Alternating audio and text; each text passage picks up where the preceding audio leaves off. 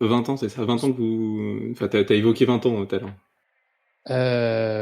Ouais, ça doit faire... Depuis la seconde. putain, ouais, bah ouais. Donc c'est ça, même plus, hein, maintenant. Et 20 ans de JDR ou le JDR arrive plus tard?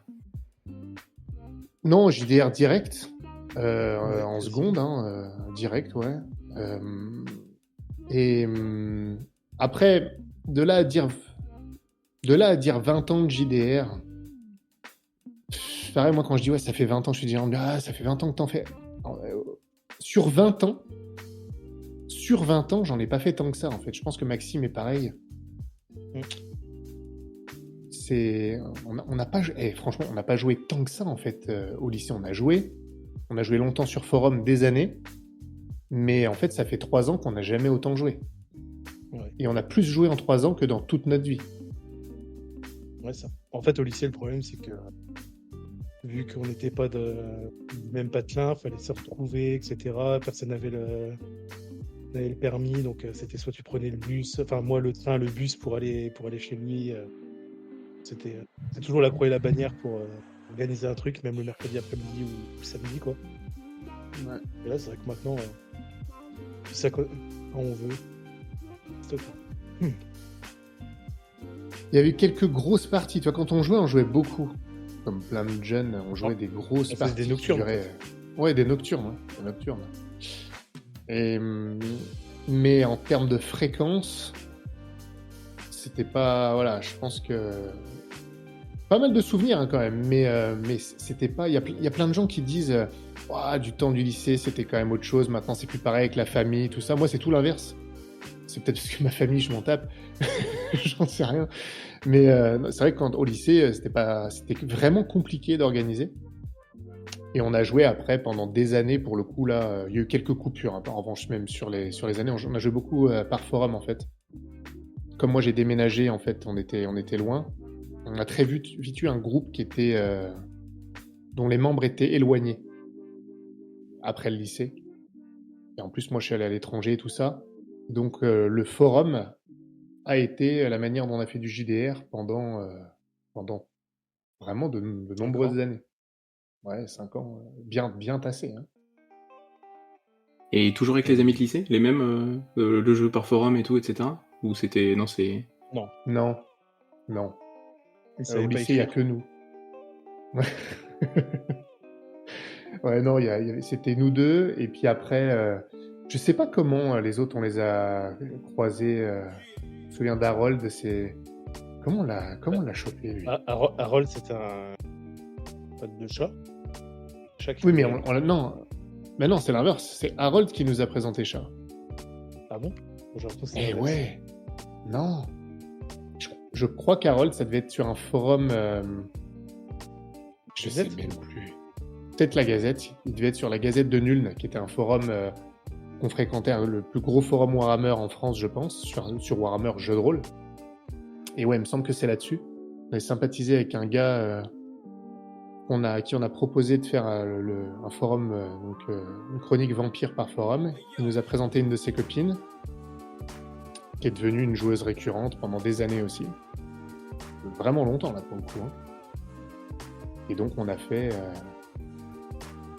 2 chroniques vampires en plusieurs années, une partie d'une chronique loup-garou. En bref, le forum a connu de bonnes années. Et c'est d'ailleurs via le forum que j'ai découvert les musiques d'ambiance en jeu de rôle, moi. Parce qu'en fait, pour certains postes qui étaient particulièrement importants ou autres, on se mettait une petite musique d'ambiance au départ à écouter en même temps qu'on lisait. C'est Je fais toujours ça. C'était Tom Watts. De quoi? Toujours ça pour les trailers de campagne. Moi, je mets toujours tu vois, le truc. J'envoie un petit texte et puis hop, je mets le petit lien son et tout. Ben ouais. Et je disais, c'est à cause de ce forum-là que j'ai appris à détester Tom Watts. Et Harold pourquoi il mettait faut... que des musiques de Tom oui, Watts. c'est vrai. C'est toujours le même artiste. Il mettait que ça. C'est vrai, je me rappelais plus de ça. Ça m'avait pas spécialement marqué, mais... Oui, mais je me rappelle qu'il y avait un truc avec la musique, hein, avec lui. Bon, puis après, ça a tourné hein, sur... on a eu Chasse, donc une joueuse récurrente qui a tenu avec nous pendant des années. Et après ça s'est diversifié. On a vraiment eu plusieurs joueurs sur le forum. Maxime est resté le joueur irréductible du début à la fin. D'ailleurs, on a fini la première chronique, vu qu'elle a duré très très longtemps. Il y a eu beaucoup de joueurs qui ont tourné et on a fini la chronique en binôme. Alors moi, j'étais MJ et donc on a terminé avec lui en joueur. Et puis après, on avait rejoué une autre chronique plus tard et là, on avait un de nos joueurs actuels, Brian, qui fait partie maintenant de notre groupe, qui est un ami de longue date. Et lui, c'est en 2012. On l'a capté aussi sur la Gazette de Nuln, comme quoi.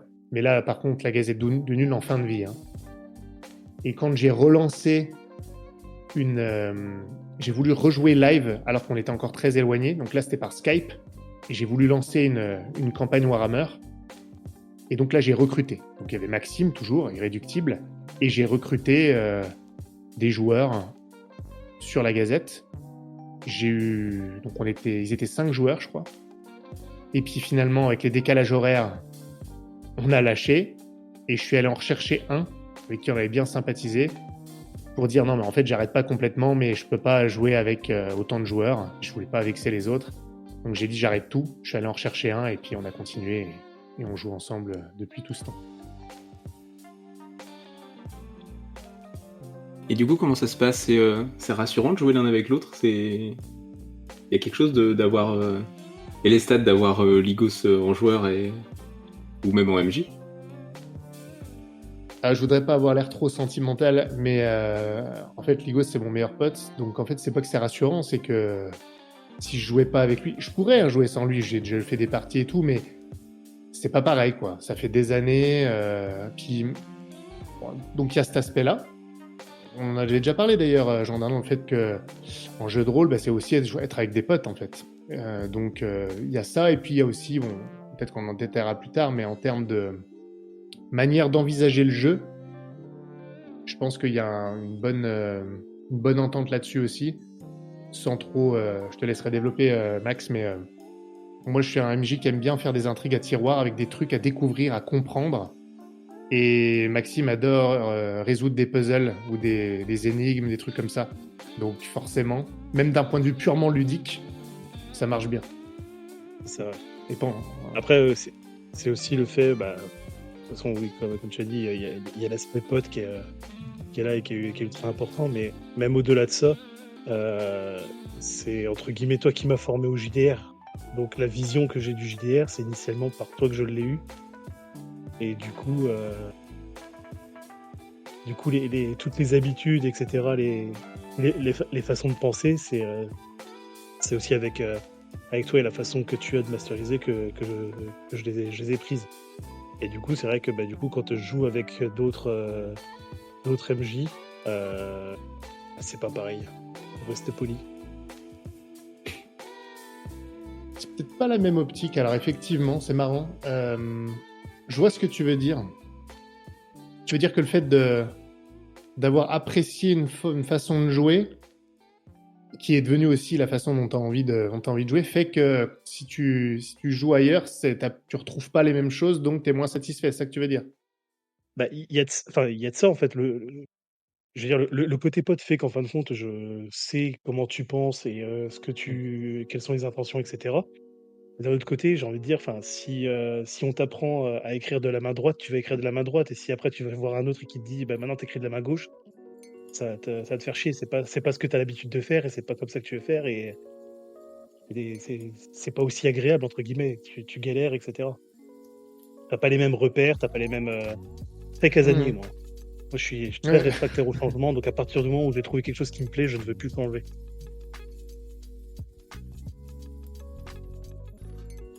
Ouais, d'accord. Non, moi je pense que vraiment, il y a le facteur temps et tout, ça fait des années qu'on se connaît. Moi je pense que le côté... c'est pas tout à fait vrai. Est-ce que le côté pote n'est pas suffisant en jeu de rôle? Parce que ça pourrait ne pas aller... Je pense quand même que c'est important, tu vois. Je me suis toujours dit, si à un moment, Maxime, il a envie d'arrêter le jeu de rôle pour X ou Y raison, je continuerai. Surtout maintenant, avec ma chaîne, la Discord, si je veux trouver des joueurs, j'en trouverai. Et des bons. Mais ça sera plus pareil. Il y a quand même un côté affect. Comme quoi, ça m'arrive d'avoir un peu d'affect. Où je me dis, ça serait plus pareil quand même. Donc ça me ferait chier. Donc il y a ça, vraiment le côté pote, c'est... Et vraiment, il y a un truc aussi, sur le point ludique. Il y a deux choses, je pense, sur le plan ludique. Comment ?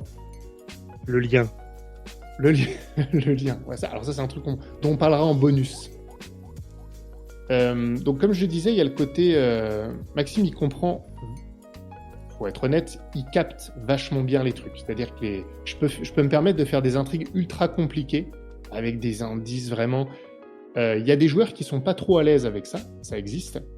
On a joué longtemps d'ailleurs avec des joueurs dont c'était pas le truc de... J'essaie de proposer plusieurs choses.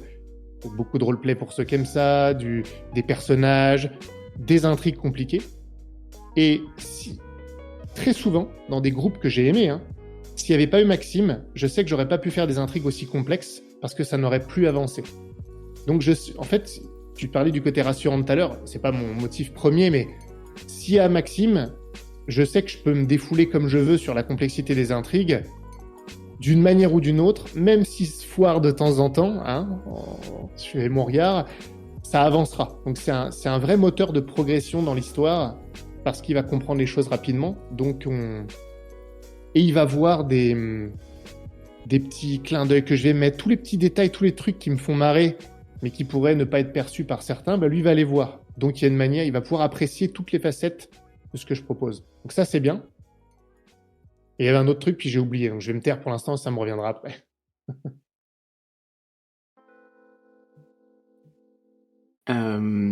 L'autre point, c'est... Est-ce que c'est le débrief, le recul critique sur la partie ? Parce que je sais que c'est quelque chose dont on avait déjà parlé. Tu m'avais dit avec Ligos, sur le café JDR qu'on avait fait, j'ai inféré que c'était Ligos. Je peux faire des débriefs à froid avec lui, et il est prêt à s'y engager, et on peut parler des choses qui se passent en partie. Mais si c'était pas le deuxième point, c'était pas le deuxième point. Non, alors c'était pas le deuxième point. Donc ça serait, on peut en parler. Je peux te répondre quand même. Donc ça serait pas la raison qui fait que, d'un point de vue purement ludique, purement jeu. Attends, faut vraiment que je vais te répondre. Vraiment, je me souvienne de ce que c'était quand même, parce que c'était un point important au-delà du côté moteur. Je pense quand même qu'il y a une manière aussi de... Max, il aime bien, je vais pas parler à ta place, mais les personnages torturés, qui sont un peu complexes, tout ça. Et en fait, ça va très bien avec mon délire de MJ. Quand on jouait à Vampire, il y avait ça. Donc, il aime bien les histoires autour des personnages, tout ça. Bon, donc ça se marie bien, quoi. Je sais qu'il va apprécier, d'ailleurs, il le dit, c'est pour ça qu'il... Et moi, je vais apprécier le voir comme joueur et aller vers ce que je propose. Voilà. Maintenant, pour le débrief, franchement, oui, si on doit discuter, je sais qu'il va me dire les choses. Mais je sais pas si on a vraiment... Sur Messenger, pour moi, à l'époque, on avait des heures et des heures de conversation sur... Mais c'était pas des débriefs. Il y a un peu tout. Pour moi,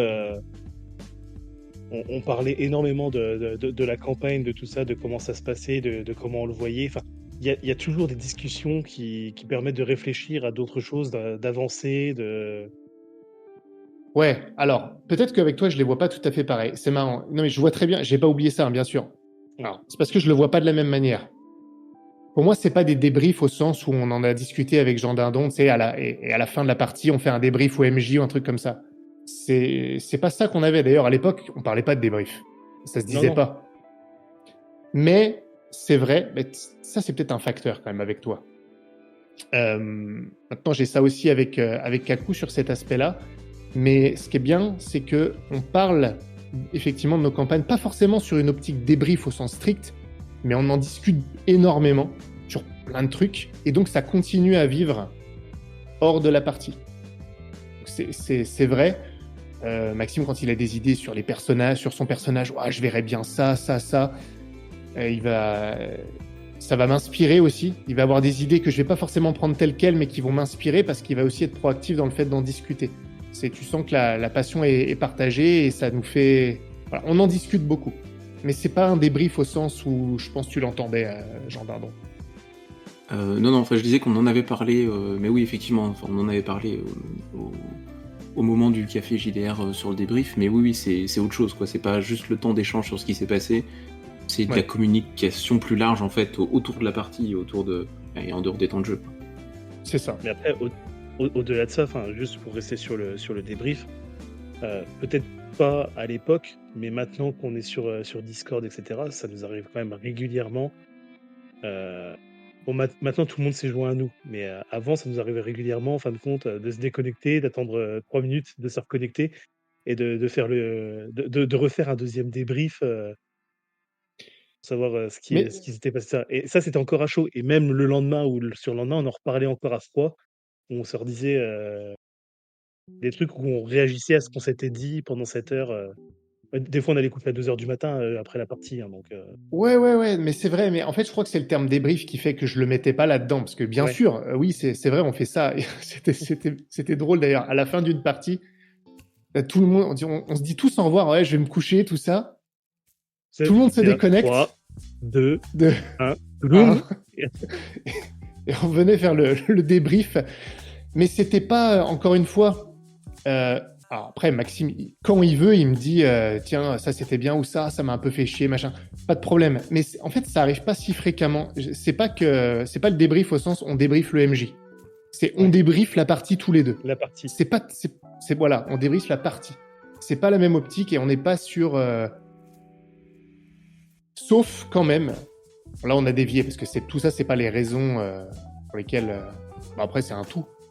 Ce que Maxime a beaucoup fait. Parce que je parle toujours sur ma chaîne du fait que j'essaie d'améliorer en permanence l'expérience de jeu.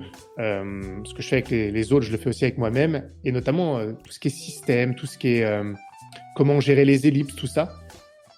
Maxime était souvent, moi maintenant, ce que je pense avoir acquis vraiment une maturité dans ce que j'aime faire, c'était celui à qui je demandais son avis sur, pour le système de jeu... on a même testé des scènes, on a refait des scènes ensemble de combat pour tester un système et voir s'il était plus fluide en changeant 2-3 trucs. Et il me permettait vraiment de m'appuyer sur lui pour la réflexion. Il donnait son avis, il savait pertinemment que j'allais même parfois contester ce qu'il allait dire. Et Maxime, il s'en fout. Il a compris que je fonctionnais comme ça. Pour réfléchir, que je contrais le truc. Il n'a pas d'affect non plus là-dessus, il n'en a rien à foutre. Mais moi, ça m'a vachement aidé à faire évoluer mes parties, mes règles, tout ça. Ça, on faisait beaucoup. Il dit que je m'en fous, il dit que je m'en fous, c'est pas vrai, c'est lui qui s'en fout de mon avis en fait. Il me le demande, mais après, il le prend pas en compte.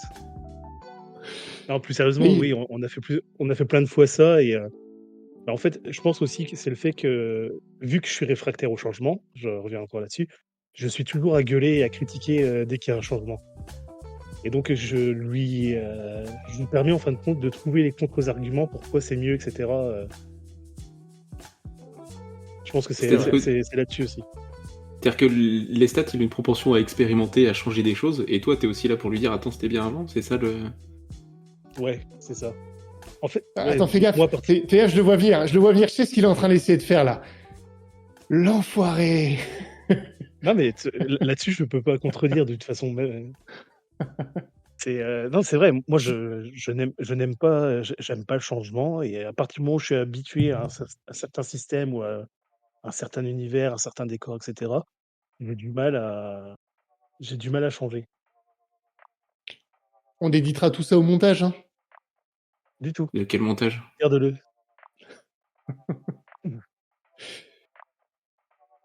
Ouais, non, mais c'est vrai, hein, c'est vrai. Surtout, t'étais surtout réfractaire sur tout ce qui est règles. Oui. Ça, c'est vrai.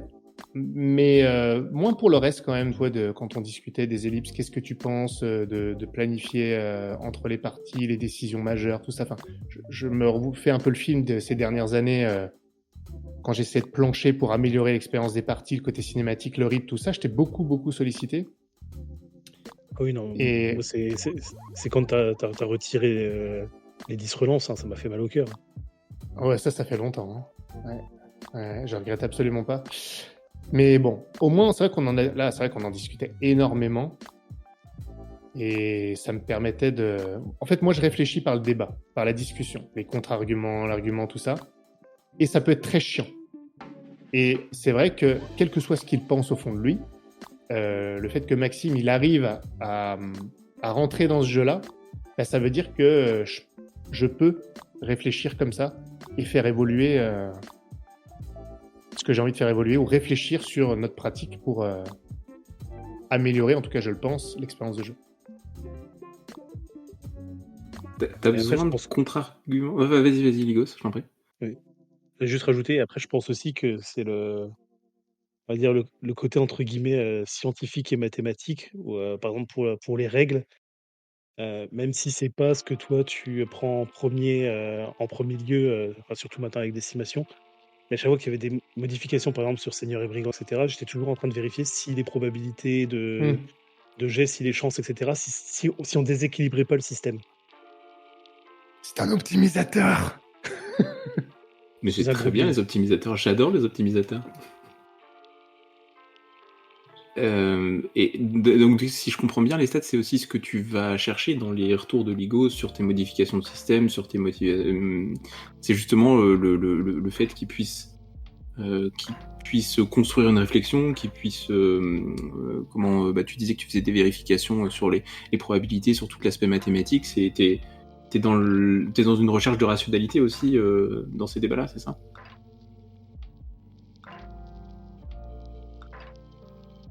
Lequel? C'était pour les stats, plutôt. Ah, pardon. C'est parce que, en fait, pour réfléchir et approfondir un sujet, je lance quelque chose, un argument, un truc, et si j'ai en face un contre-argument, quel qu'il soit, en fait, quel que soit le sujet, ben je vais déjà réfléchir et parfois me dire ah ouais merde et changer de voix. Déjà ça arrive aussi, hein, croyez-le ou non. Puis après, ben, je vais poser un autre argument et ainsi de suite. Ça me permet d'approfondir et d'aller au fond des choses. C'est une démarche active et je fais ça très souvent et pour tout en fait. J'aime beaucoup le débat parce que ça me permet de réfléchir. Et ça m'arrive souvent d'avoir des joueurs qui ont... Enfin, des joueurs, oui, soit on parle jeu de rôle. Avec mon autre joueuse Kakou, j'ai ça aussi. Elle va me dire quelque chose. Je vais pas être d'accord en apparence. Et à la fin de la conversation, j'ai toujours pas été d'accord. En revanche, à la prochaine partie, j'ai pris en compte le truc. C'est pas que je le fais par esprit de contradiction, c'est que j'ai mûri le débat, je me refais un peu la discussion et j'ajuste en fonction.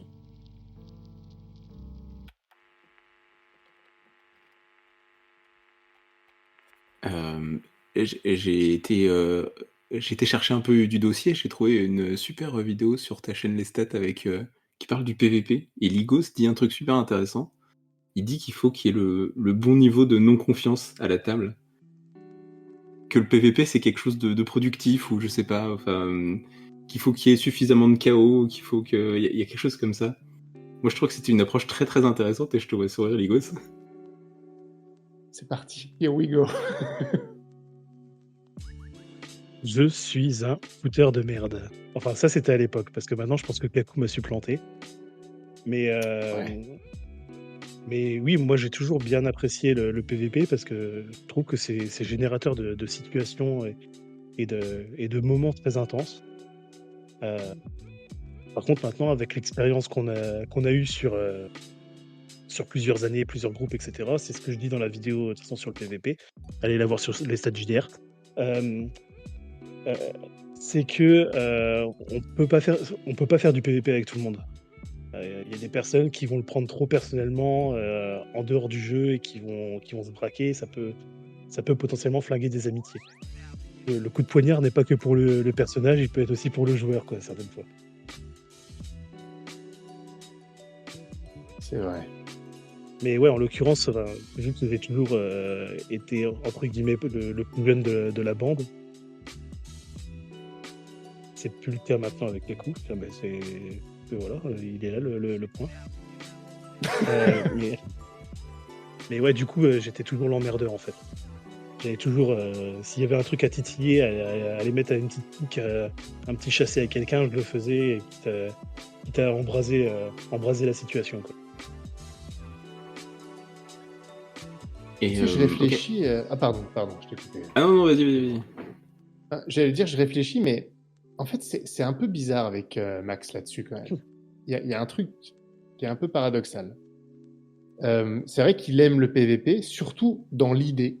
Mais si je me repasse le film de toutes nos parties, toutes nos campagnes et tout, il a jamais vraiment.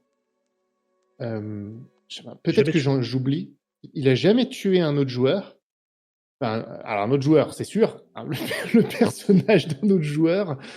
Il a jamais mis fin à une partie ou à un groupe en tant que personnage. Hein, là, je parle. Hein, par un PVP, parce que moi je dis souvent qu'une fois que le PVP est déclenché, un vrai PVP où ils s'entretuent, le groupe, il est fini. Le groupe de personnages, hein, je parle pas des joueurs. Donc ça change radicalement l'histoire. Et autant que je m'en souvienne, ça t'est jamais arrivé de faire ça. Et ce qui est vraiment marrant avec toi, c'est que tu es toujours passé auprès de tous les joueurs, hein, pour le mec qui aime le PVP, qui est le traître en puissance, qui est dangereux. Et en fait, tu as très rarement trahi. Je sais même pas si tu as vraiment trahi une fois.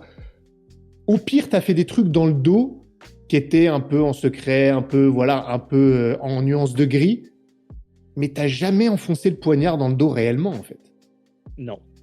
Je pense que, de toute façon, historiquement, je pense que l'histoire du traître, elle date de Vampire. Ouais. Où, en fin de compte, on a commencé tous en tant qu'humains dans la campagne Vampire par forum. Sauf cette artiste qui était déjà une boule au service d'un vampire. C'est moi ou on t'entend pas bien? Excuse-moi. On t'entend pas bien. Je sais pas si c'est un problème de micro. Pourtant, là, je suis collé au micro. Enfin, j'essaie d'augmenter. Là, c'est mieux. Ah ouais, c'est mieux. Ok. Ouais, du coup, je disais, historiquement, je pense que c'était sur Vampire, la chronique qu'on avait par forum, où en fin de compte, on a commencé tous en tant qu'humains, sauf moi, où en fin de compte, j'étais déjà une boule au service d'un vampire. Et donc, j'avais déjà des avantages en termes d'information, etc., par rapport aux autres, et je les manipulais, entre guillemets, pour orienter l'enquête, les recherches, le scénar en lui-même, dans la direction que moi je voulais, quoi. Et ça, c'est la traîtrise originelle, quoi. Je pense que c'est la traîtrise originelle.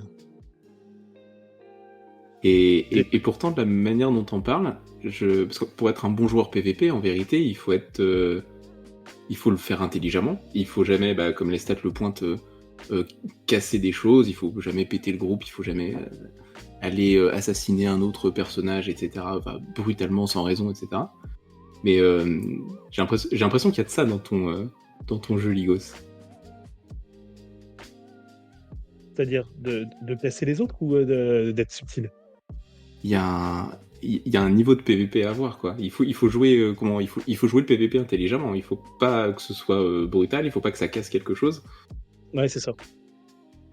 Ouais, globalement, là, si on reprend la campagne Vampire, en fin de compte, ils se sont rendus compte du poteau rose qu'au moment de la fin de la première partie en tant qu'humain, où en fin de compte, là, ils se sont rendus compte que j'étais déjà au service d'un vampire. Donc c'est juste à ce moment-là qu'ils s'en sont rendus compte, pas avant. Donc c'est une fois qu'on avait tué, entre guillemets, le boss de cette première partie, que des vampires sont arrivés pour initialement nous liquider, et finalement certains ont été intéressés pour faire des autres joueurs leurs enfants. Que moi, du coup, ils ont appris que j'étais déjà dans tout l'univers et que j'avais déjà ma place, quoi. Donc c'est vraiment le plot twist final de la partie. Et suite à ça, après, évidemment, j'étais le traître et ça m'a collé à la peau. Tu l'as entretenu, hein. L'aura, tu l'as entretenu, parce que même des groupes qui n'avaient pas joué avec nous à cette époque, ils avaient cette impression que tu allais les trahir alors qu'ils n'avaient jamais joué cette période-là. Mais je tiens à dire quand même une chose, c'est que... Ouais, vas-y. Du coup, il y avait quand même...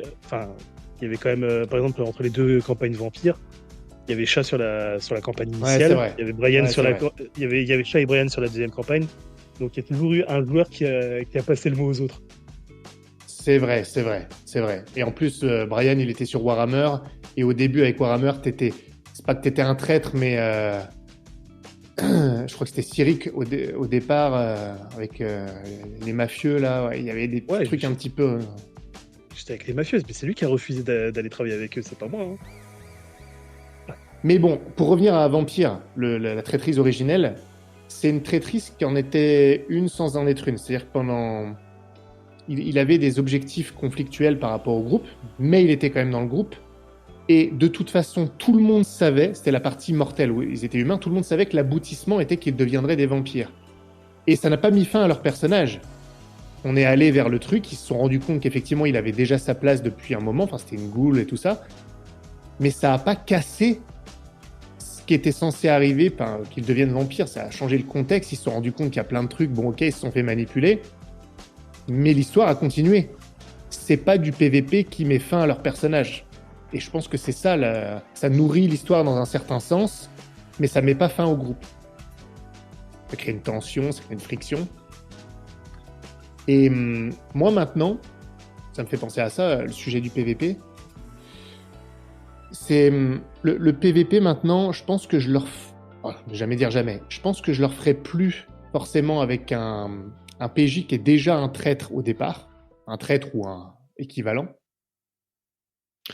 J'aime bien quand le PVP il naît avec les forces en opposition au cours de la campagne. C'est-à-dire il naît de manière organique. Dans mes campagnes, je crée toujours avec les intérêts personnels et tout, à un moment où les intérêts du groupe ou de tel personnage, bah en fait potentiellement ça rentrerait, voilà, c'est des conflits d'intérêts. Voilà, je crée des conflits d'intérêts qui peuvent ou pas, justement, faire émerger des éléments de PVP entre guillemets, même si, et je termine là-dessus, PVP, ça donne l'impression d'être assez direct. Ça peut être simplement des frictions. Mais moi, ça, j'adore que ça crée justement qu'il y ait des frictions dans le groupe. C'est pas forcément on se tape dessus, mais c'est à la frontière. On sent que ça pourrait arriver un peu plus tard dans la campagne ou pas. Et des fois, il y a des problèmes dans les relations et ça met ça crée des scènes de roleplay extrêmement tendues. Et je fais en sorte de créer de la friction. Et pas plus tard que dans notre dernière session, à un moment, il y a une phase libre de roleplay. Je dis, bah, qu'est-ce que vous faites? Je demande à tout le monde ce qu'ils font. Et je demande vraiment à tout le monde, quelles sont vos intentions, vous allez faire quoi? Ils me disent tous. Et là, c'est moi qui ai choisi l'ordre dans lequel on résolvait ces différentes scènes pour qu'il y ait le plus de friction possible. Le sourire de Ligo, c'est indescriptible. Hein. À chaque fois qu'on parle de PVP, il y a des trucs qui s'allument dans ton regard, je suis désolé. Hein. Ouais, c'est ça. Non, mais j'étais en train de réfléchir en fait à tout ça et je me disais que je pense que l'aura de PVP, enfin de joueurs de PVP, etc., vient aussi du fait que, bah, comme les stats, j'aime beaucoup argumenter, débattre, et que dans la plupart des groupes, alors c'est plus le cas maintenant, mais dans les groupes précédents, j'avais souvent le dessus sur tous les autres. Je pouvais écraser leurs différents avis assez facilement. En fin de compte, ils s'opposaient pas. Dès qu'il y avait un début de conflit, ils battaient en retraite et donc j'imposais systématiquement mes idées. Et donc je pense qu'il y a aussi ça qui a alimenté le truc, le fait qu'en fin de compte, moi je n'hésitais pas à rentrer dedans, entre guillemets, alors que eux étaient un peu plus sur la réserve. C'est vrai que sur les dernières campagnes, du coup, bah, depuis les Enfants du Fleuve, j'ai envie de dire, j'ai essayé de me calmer un peu sur ce point-là. Il y a quand même eu quelques moments de friction. Hein, euh, genre, dans les Enfants du Fleuve, bon, la scène dans le village de Lumiel. Mais à côté de ça, il y a aussi, j'ai essayé aussi de mettre un peu d'eau dans mon vin et de laisser un peu plus la parole et les décisions aux autres. Chose que je faisais peut-être moins avant.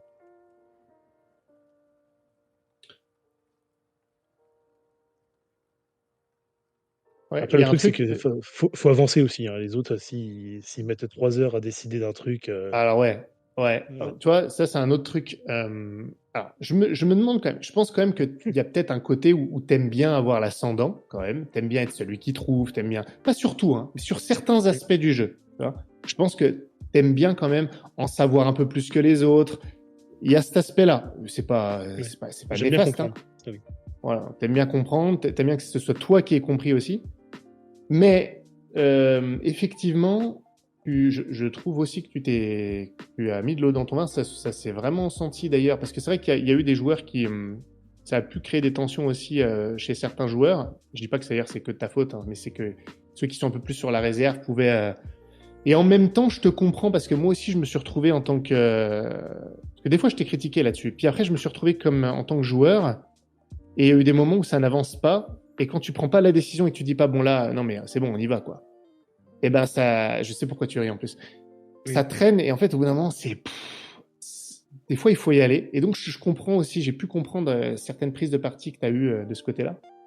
Et c'est vrai que pour revenir un peu à ce qu'on disait au départ, oui c'est au maître du jeu quand même d'orchestrer son rythme, ça plus que jamais je le crois, mais c'est bien d'avoir un joueur des fois qui prend le lead là-dessus et qui est capable de faire avancer parce qu'il va comprendre des choses, il va avoir des idées de plans.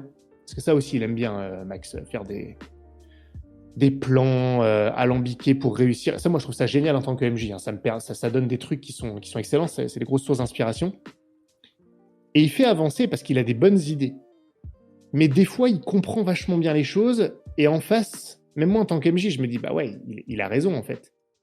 Et donc, je comprends qu'il ne veuille pas lâcher le morceau par rapport à un autre joueur qui a peut-être pas le même niveau de compréhension.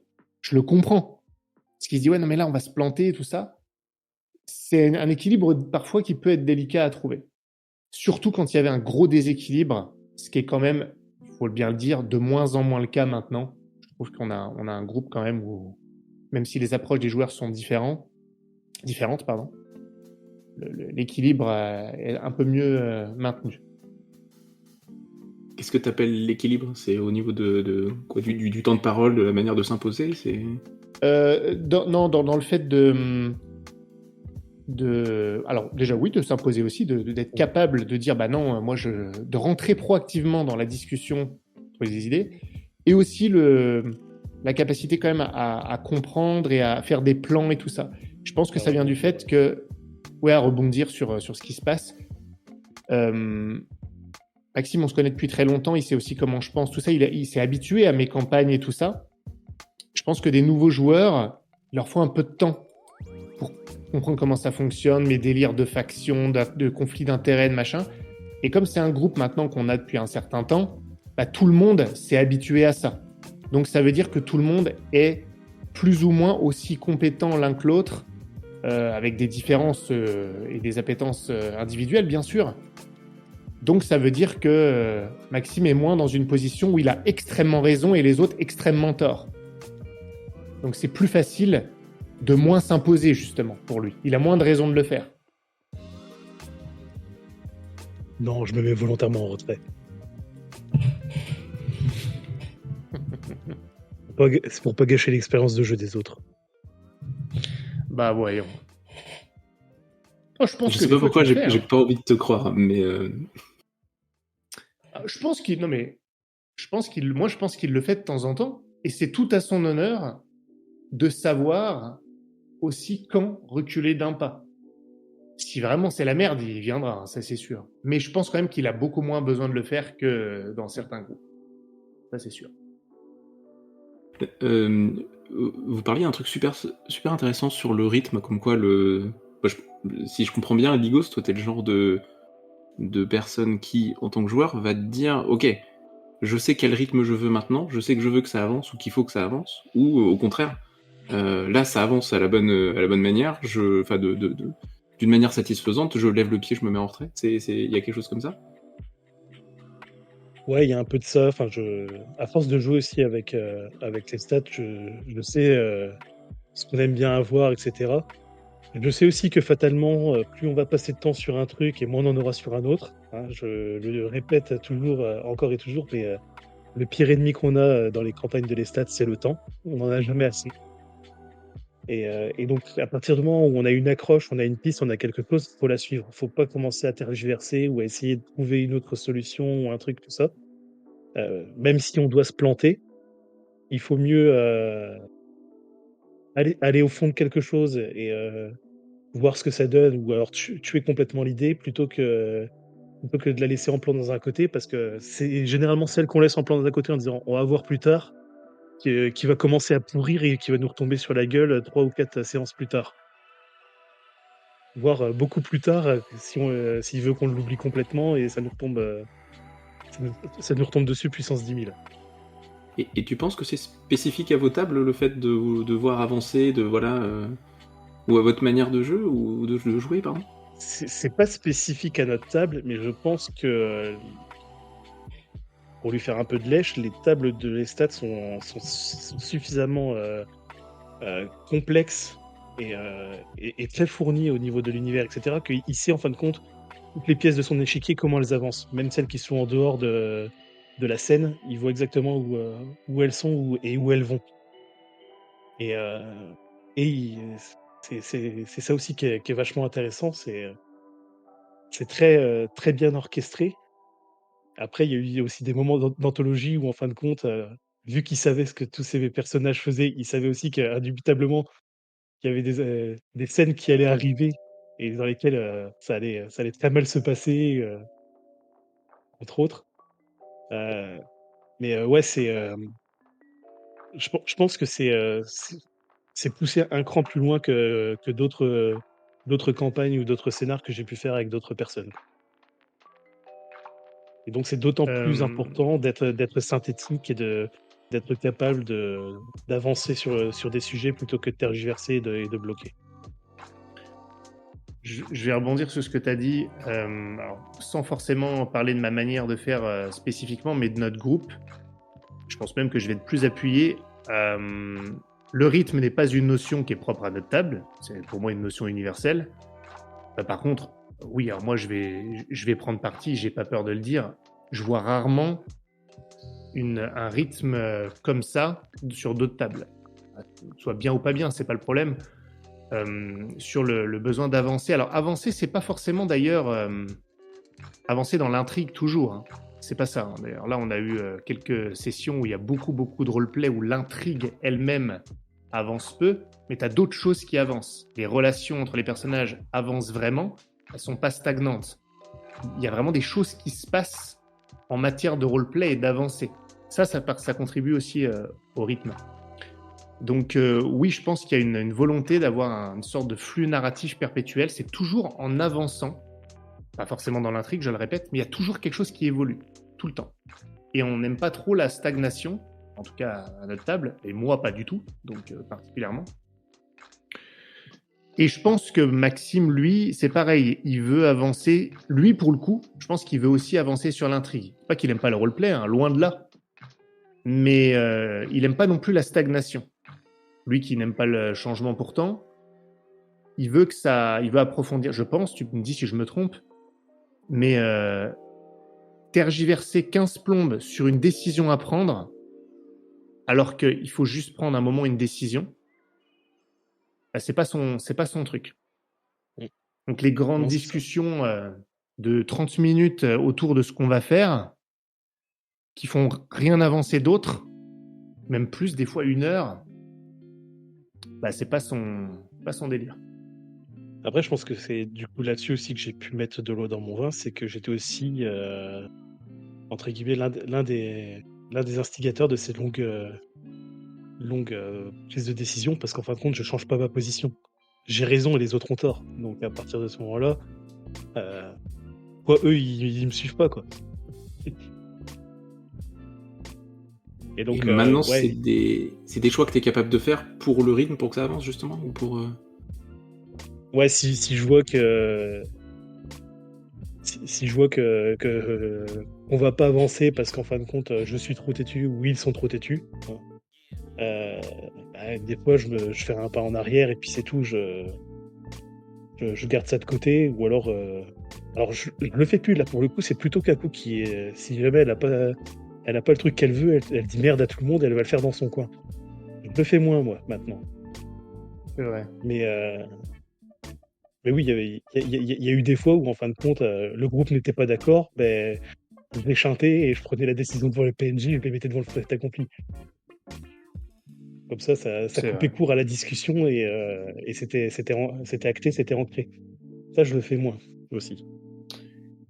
C'est marrant parce que cette notion de... Alors, moi, j'ai l'impression qu'on a un peu la notion de rythme. Là, je ne lui ai pas fait honneur en discutant parce que c'est beaucoup plus large que ce que j'ai dit. Hein. Donc, bon, ne pas prendre ça comme définition du rythme, je tiens à le dire. Mais cette volonté d'avancer, c'est marrant parce que moi, je l'ai vécu avec Maxime encore, vu que c'est le sujet aujourd'hui, en tant que joueur avec lui. Il y a quelques mois de ça, on a joué un scénar avec deux autres joueurs qu'on connaît très bien, qui font partie de notre groupe. Et par contre, on était vraiment deux binômes de joueurs au profil radicalement différent, justement. Donc moi, j'étais joueur aussi. Hein. Le MJ, c'était Kaku. Et donc, il y avait Maxime. Donc nous, on est un peu du même bois sur la manière, justement, d'envisager les décisions. Et on avait deux autres joueurs beaucoup plus prudents, beaucoup moins drastiques dans la décision, plus à trouver un juste milieu, pas prendre trop de risques, voilà. Alors que nous, on était dans, ok, voici les faits. Une fois qu'on prend une décision, allez, c'est bon, on y va. Et on y va à fond. Et là, pour le coup, on était en phase et on s'est retrouvé un peu à jouer presque en deux binômes séparés, pratiquement. Et on voyait, c'était assez intéressant, la différence de rythme et de la manière dont se déroulaient les scènes, l'évolution. Nous, en plus, on s'est séparés dans le jeu. Donc vraiment, les deux binômes réellement séparés. Et on voyait que les scènes se passaient pas du tout de la même manière, pas du tout au même rythme. Il y avait un autre binôme où ça parlait, et justement, on tombait dans des choses où parfois, pendant 15-20 minutes, les joueurs n'ont pas encore dit au PNJ pourquoi ils étaient là. Nous, on allait dans un endroit, le PNJ nous disait pas le truc, il finissait avec un couteau dans la main. Bon, là, on jouait un certain type de personnage, mais on faisait avancer le truc. La violence est un exemple, hein, c'était pas toujours comme ça. Mais on prenait une décision, si ça marche pas, on passait au cran du dessus, on faisait quelque chose, toujours dans le fait d'avancer. Jamais dans la stagnation, justement. C'était assez intéressant de voir ça, cette différence-là. C'est très rigolo que vous ayez amené ce terme de jouer en avançant, parce que moi je l'ai utilisé la semaine dernière. Je fais une partie avec GTMJ et il y a un seul joueur. Et le rôliste que j'ai en face est quelqu'un de très fort rôlistiquement parlant. Il connaît beaucoup de choses, il a fait beaucoup de jeux de rôle, etc. Et c'est la première fois que je joue avec lui. Et on joue 2 heures ou 2 heures et demie, et il a rincé ma prep. J'avais préparé en me disant, bon voilà, je prépare la moitié du scénario, et puis on verra bien, peut-être qu'on en fera qu'un quart, peut-être qu'on en fera un tiers, peut-être, voilà. On est arrivé, on a dépassé toute la préparation que j'avais faite, et la seule explication que je me suis trouvé derrière, c'est que c'était un joueur qui jouait en avançant. C'est-à-dire qu'il a des... Il y avait ce truc-là d'intelligence de jeu, de dire ok, la narration doit avancer, et lui il le poussait jusqu'au point où il demandait quasiment jamais d'informations. C'est-à-dire normalement la boucle c'est, tu vois, il y a une situation, tu demandes des informations, puis tu agis, et puis etc. Et lui il disait ok, très bien, si tu m'as donné la situation, j'agis. Et boucle sur boucle sur boucle sur boucle, et moi ça m'a mis énormément sur la défensive, quoi, en tant que maître du jeu, quand t'as l'impression de te faire en plus maître du jeu avec un seul joueur, donc c'est quand même un rythme qui est un petit peu plus soutenu, t'as plus de temps de parole, t'as moins de temps pour réfléchir pendant que t'es... Voilà. Mais je suis retombé exactement sur ce terme-là, je me suis dit c'est un joueur qui joue en avançant et ça change tout. C'est très rigolo que vous en parliez là ce soir, voilà. Ça fait écho à ça. Ouais, ça fait complètement écho de ce que ton exemple. Moi, j'ai l'impression qu'on est de ce bois-là, justement, même en tant que joueur, et donc moi en tant que MJ, mais justement, je vais dire comment ça m'influence là-dessus. Je te laisserai parler, Max, hein, mais je veux pas oublier juste ce que je veux dire. C'est un sujet qui m'intéresse énormément.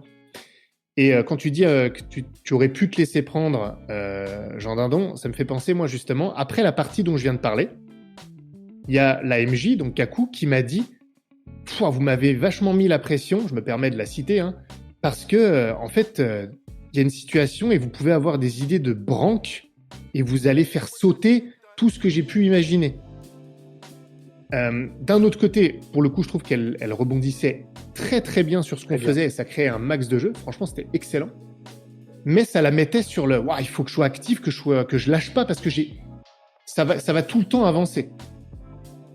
Donc ça fait aussi miroir à ce que tu disais par rapport à l'expérience que tu as vécue. Et c'est ça que je voulais dire. Sur ma chaîne, je parle beaucoup de densité des scénarios ou même des sessions dans les campagnes, avoir suffisamment de densité et en 2 heures ou 3 heures de jeu qui se passe vraiment plusieurs séquences. Et pourquoi dans mes parties, j'ai rarement un moment où je me dis que j'avais... Franchement, ça fait longtemps que ça m'est pas arrivé, où je me dis j'ai vraiment pas eu assez. Parce qu'en fait, je suis un joueur qui joue en avançant. Et quand je prépare mes parties en tant que MJ, ma référence, c'est la manière dont j'avancerai.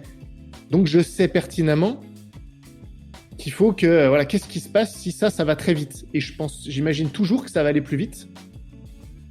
Donc j'ai souvent du rab dans mes préparations qui me resservent plus tard et ça fait une sorte de cercle vertueux.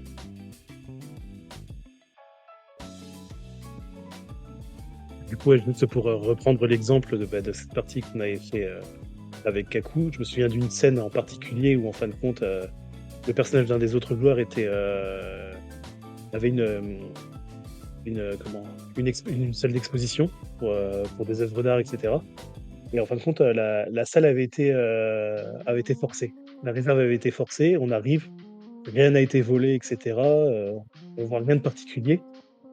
Et en fin de compte, le premier réflexe qu'on a eu avec les stats, c'était on va voir, il y a le camion de la société qui est là, on va voir et on ouvre à l'extérieur. Ah oui, effectivement, on ouvre le pavillon arrière. Ah oui, effectivement, à l'intérieur, il y a un sarcophage. Ok, on referme, on prend le camion et on s'en va avec. On n'a même pas cherché à essayer de fouiller, à avoir des informations, tout ça. On s'est dit, soit il y a une bombe, soit il y a un mort à l'intérieur et les flics vont arriver. Et donc, en fin de compte, vu que nous, on jouait des mafieux, on a dit, on va débarrasser tout de suite le camion avant qu'ils arrivent. Et en fin de compte, effectivement, c'était ça. 5 minutes après, il y avait les flics qui arrivaient en disant qu'il y avait eu un appel anonyme pour dire qu'un corps était caché dans un camion, etc. Et c'est le genre de truc, en fin de compte, où les 2 autres joueurs, je crois qu'ils regardaient le manifeste pour voir d'où venait la provenance de la caisse, machin, etc. Et nous, on était là, non, mais ça va pas nous aider. Nous, il faut qu'on se casse, quoi. C'était marrant ce 2 temps de mesure, quoi, qu'il y avait entre les 2 groupes. Je vais mettre un petit coup à mon ego, ça va me faire du bien, mais on a quand même fini le scénar presque pendant qu'il était encore en train d'enquêter, quoi. Et on salue l'honnêteté de Kaku, la MJ, parce que elle aurait pu dire les flics arrivent au moment où vous partez et faire sa scène telle qu'elle l'avait imaginée, alors que non, elle a dit vous avez eu une idée, donc vous allez échapper aux flics, ils vous verront pas, ils arrivent après. Elle a quand même embrayé là-dessus, ça lui a mis le stress, mais elle l'a fait. Donc on a vraiment senti que notre initiative avait été bonne. Ouais, avait eu un impact, ouais. Ce qu'il y a, c'est que c'est pas un type de comportement de joueur ou de joueuse que tu as envie de punir en tant que maître du jeu. Moi, je me mets à la place. Je parle de cette partie. Il y avait le joueur qui jouait en avançant, et moi j'étais à la fois oh là là, ça me met sur la défensive, et puis en même temps, c'est trop bien. Enfin, c'est trop bien, c'est ce qu'il faut faire. C'est ce qu'on attendait. Donc oui, c'est bien de le récompenser. Faut surtout pas aller freiner ce truc-là. Enfin, je pense pas en tout cas. Je pense que parfois tu peux le pénaliser, mais de sorte que ça génère une histoire et que ça puisse être réglé. Ouais, qu'il y a un happening qui doit arriver. Ouais, ou tu vois, un joueur qui prend une décision parce qu'il veut avancer, puis en fait il se plante, il y aura une conséquence, mais il peut régler le problème en faisant une pirouette un peu plus tard, tu vois. C'est un exemple comme ça au hasard. On y reviendra. Mais je veux juste terminer sur ce jeu en avançant. Je pense que je ferai une vidéo là-dessus d'ailleurs. C'est vraiment un bon concept. Moi, même en tant que maître du jeu, cette histoire de en avançant, et c'est ça que j'ai souvent du mal à expliquer, et parfois que les gens comprennent pas, peut-être parce que je l'ai pas expliqué clairement.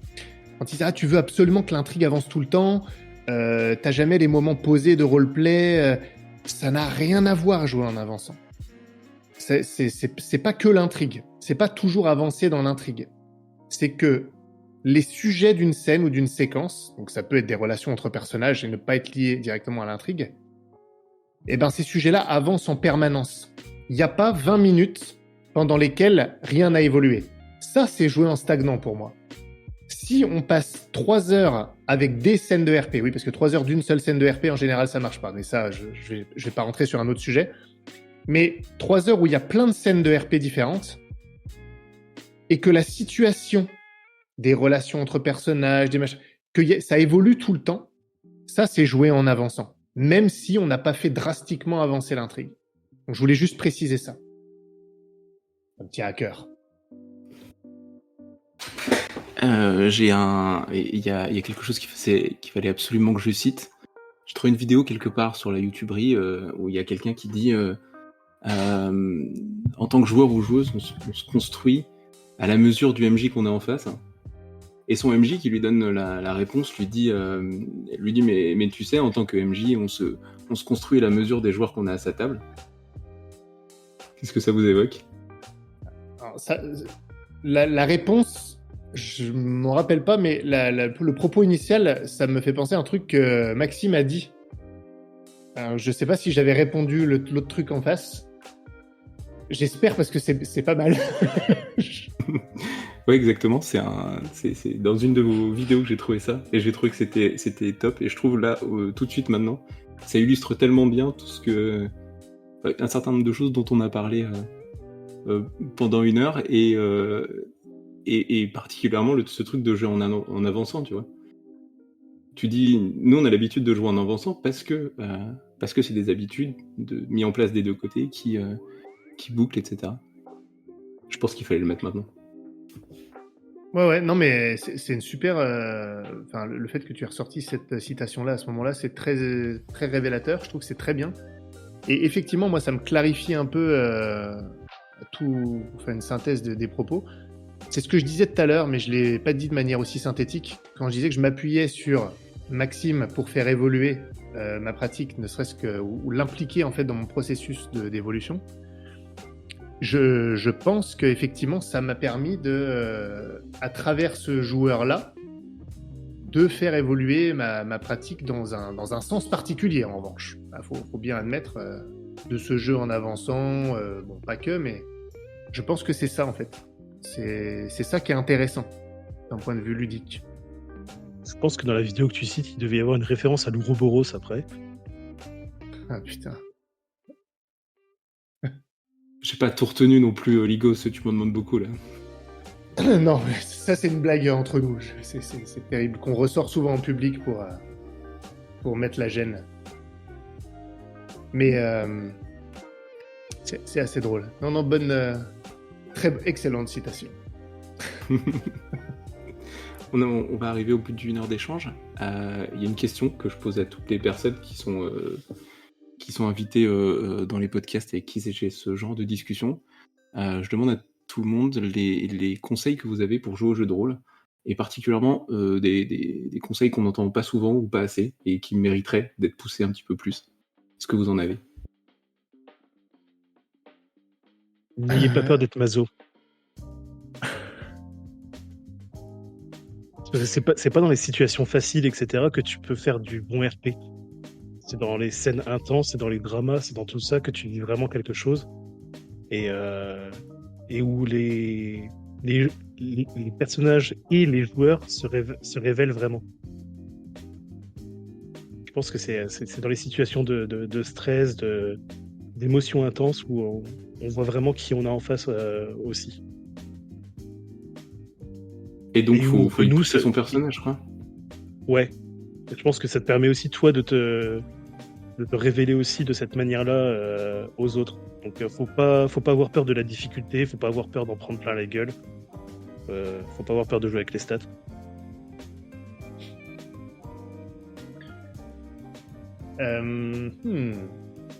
Je note que tu as dit quels conseils vous donneriez aux gens qui se lancent dans le jeu de rôle. C'est pas des conseils au MJ, c'est pas la même chose. Pas particulièrement, c'est des conseils pour des personnes qui jouent du jeu de rôle. Ça peut être un conseil de MJ, ça peut être un conseil, ça peut être une masterclass pour les gens qui croient avoir tout appris. Ok. allez voir sur la chaîne Les Stades JDR, une chaîne dans laquelle on pense le jeu de rôle pour vivre ou faire vivre des expériences personnelles et viscérales.